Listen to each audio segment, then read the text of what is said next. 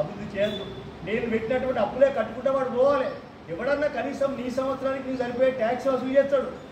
Outer ring రోడ్డుకు రాబోయే 30 ఏళ్ళకు సరిపడేటువంటి 30,000 కోట్లను అసలు ప్రపంచంలో కూడా తీసుకున్నాడా? ఈ ప్రభుత్వం తీసుకున్నాడు.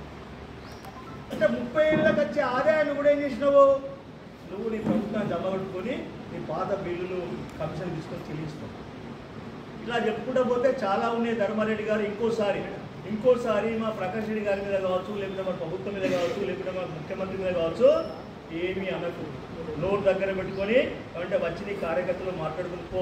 నువ్వేమైనా మాట్లాడితే ఇక్కడ మొదలు భిక్షపడుతున్నాడు. ఇక్కడ నీకన్నా ముందు రాయగలకి వచ్చినాడు, నీకన్నా ముందు ఉద్యమాల్లో పాల్గొన్నాడు, నీకన్నా ముందు ఆ దగాగోరు ప్రభుత్వంలో దెబ్బతిన్న వ్యక్తి ఇక్కడ మొదలు భిక్షపడి. జాగ్రత్త, నోరు దగ్గర పెట్టుకొని మాట్లాడు. ఏమంటే వాస్తవాలు మాట్లాడు. ఏమైనా మా ప్రభుత్వం కనుక తప్పు చేస్తే మాట్లాడు, మా ఎమ్మెల్యే కనుక లంచం తీసుకుంటే మాట్లాడు, మా ఎమ్మెల్యే కాంట్రాక్ట్ చేస్తే మాట్లాడు, లేకుంటే మాకు రేవంత్ రెడ్డి గారు పదవి అమలు చేయకుండా మాట్లాడు. కానీ ఇష్టపడి మాట్లాడితే పడడానికి ఇక్కడ ఇవ్వలేరు. ఏమంటే పోయి అక్కడ వేరే కాన్స్టిట్యూన్సీలో మాట్లాడు. పరకాల కాన్స్టిట్యూన్సీలో మాత్రం మా ఎమ్మెల్యే గారి గురించి, మా గురించి, మా పార్టీ గురించి మాట్లాడని చెప్పి మీ ద్వారా అతనికి ఎవరికి మా మాజీ ఎమ్మెల్యే గౌరవ సల్ల ధర్మారెడ్డి గారికి హెచ్చరిక జారీ చేస్తున్నా. దయచేసి విలువని చెప్పిస్తాను తెలియజేస్తున్నా. పత్రికా విలేకరులకు సెలవు. ధన్యవాదాలు.